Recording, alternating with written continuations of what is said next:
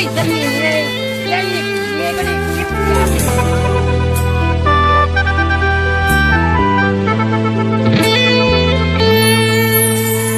อายเคยเป็นตัวจริงในใจของน้อง เขาแค่ตัวสำรองอยู่นอกสายตา เกิดยังขึ้นน้องเจ้าจังลดราคา ตัวจริงที่เคยมีค่าคือจังอาย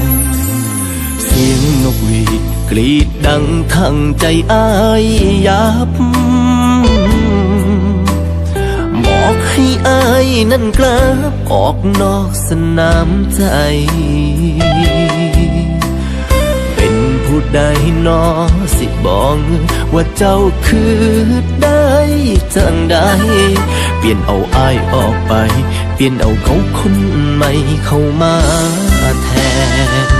คงสิเป็นแผนที่เจ้าวางไว้ก่อนเกมตัวให้อายจัดเต็มสุดท้ายเหตุประตูบ่ได้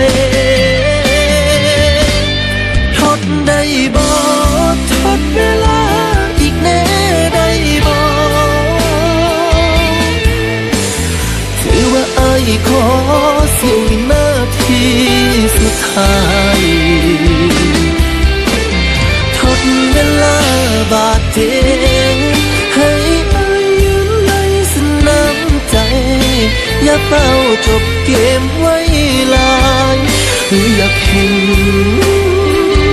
อายตายแม่มองสิให้อายไปแข่งเขามันคงบ่ได้ของเก่าๆคงสู่ของไม่บ่ได้ดอกหนออายจำต้องทำใจย้อนอายดีบ่พออย่าเฝ้าจิ้มอายได้บ่ฟังคำขออายก่อน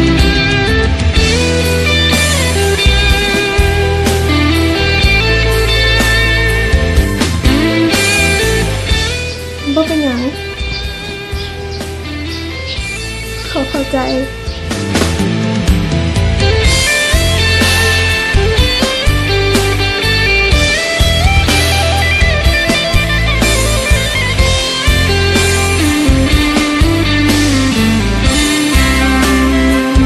คง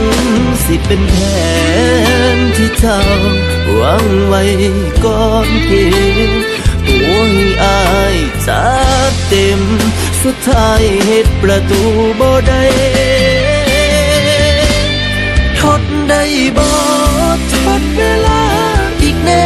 ได้บ่ถือว่าอายขอเสียวินาทีสุดท้าย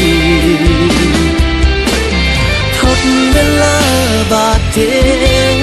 ให้อายยืนในสนามใจ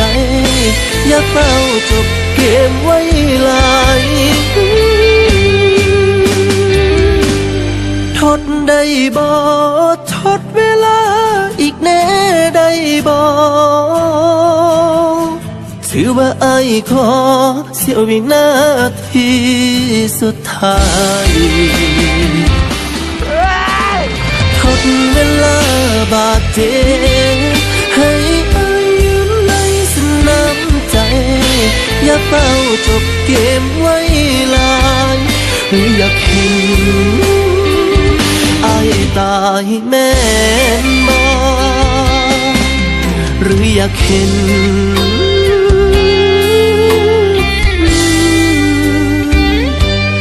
อายตาย